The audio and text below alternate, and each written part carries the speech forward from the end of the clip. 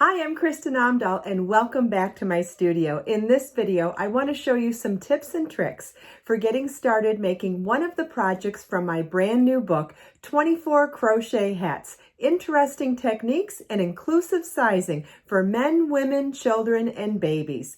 Let's get started. This is the Kendra Cables and Broomstick Lace Hat. This hat is a play on the juxtaposition of cables and lace. The brim's cable is dense, textured, and thick, great for keeping your ears protected in a blustering storm. The body of the hat is worked in broomstick lace, which is also textured but light.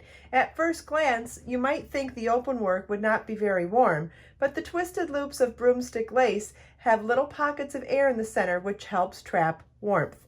This hat also comes with the option of making it a messy bun hat for someone with longer hair that likes to use a bun or a ponytail, or you can also close this up completely and make it a traditional crowned hat.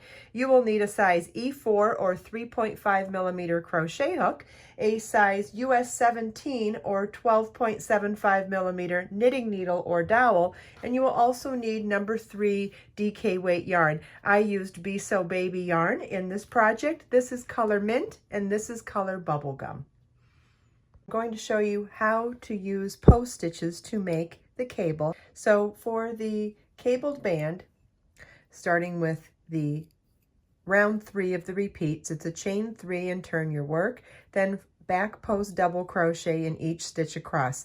The chain 3 counts as our first stitch, so we skip that first stitch. Back post double crochet is yarn over your hook, insert your hook from back to front to back around the post of the next stitch, yarn over, pull up a loop, yarn over, pull through 2 loops on your hook, yarn over, pull through 2 loops on your hook. I'll show you that again.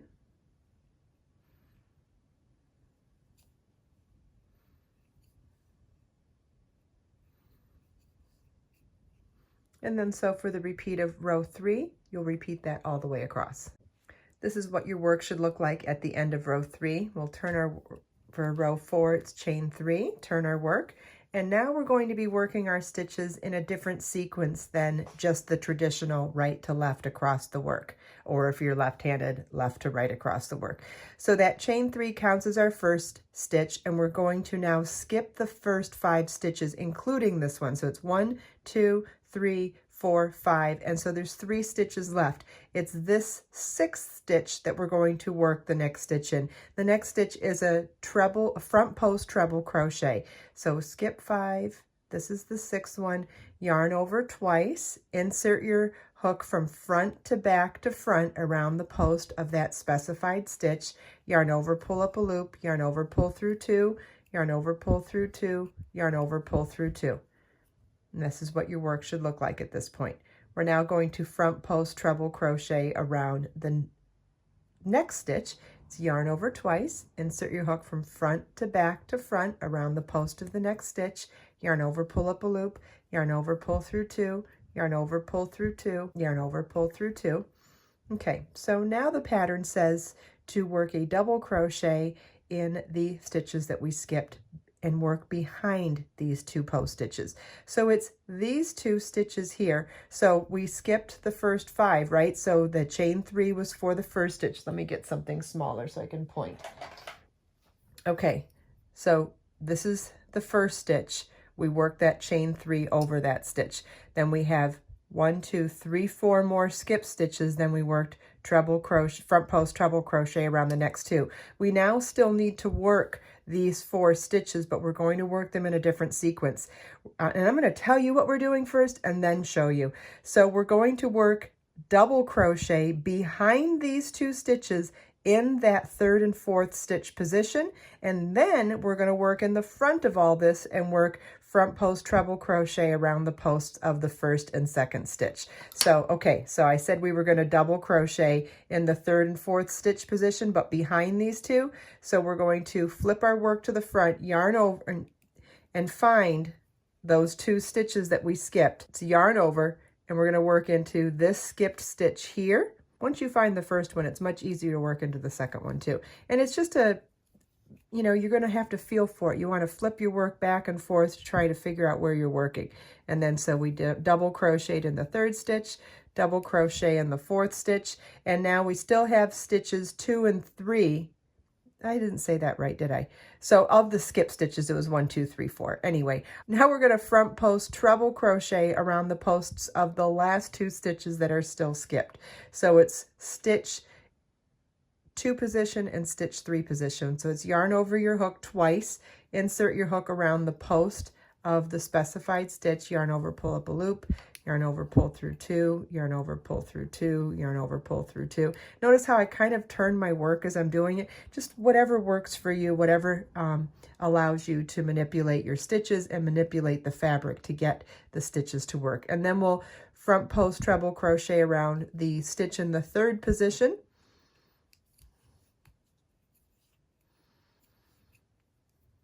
And then we will double crochet in the last stitch, which is the chain 3 from the previous row.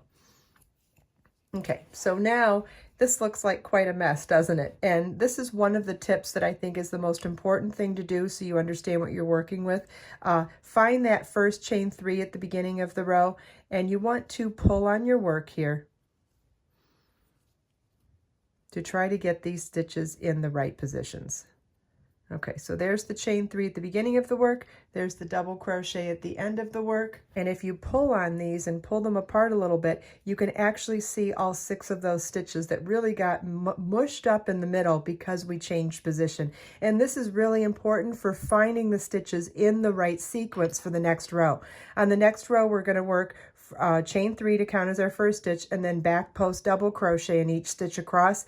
If you can't see the stitches in their correct sequence, you'll end up working the stitches incorrectly and you won't get this crisp cable look. So you want to pull them apart like this, and then we're going to do it in a second, but I want to show you first. We're going to work back post double crochet around that treble, that treble, that double, that double, that treble, that treble, and then the last stitch. So now we'll chain 3 and back post double crochet around each stitch across. And if you're having trouble figuring out which stitch to work in next, you can always keep turning your work around and keep pulling those stitches apart to make sure you get them in the right sequence. The first 2 treble crochet stitches are easy to find. Finding those 2 doubles in between both sets of the 2 trebles can be hard to find because they're behind the work. So if you start pulling them apart and really just trying to dig in there to find them, you can find them.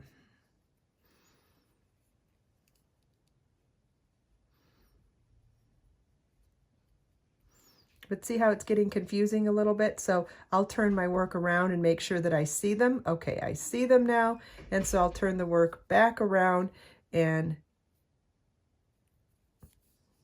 get around that post.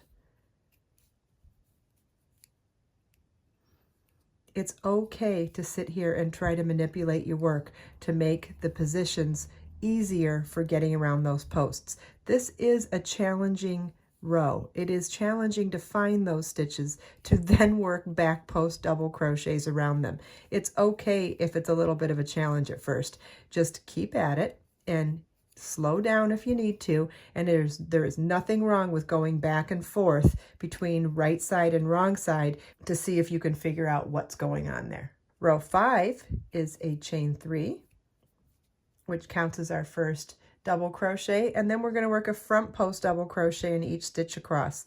Yarn over your hook, insert your hook from front to back to front around the post of the next stitch, yarn over, pull up a loop, yarn over, pull through 2, yarn over, pull through 2, and you want to repeat that all the way across.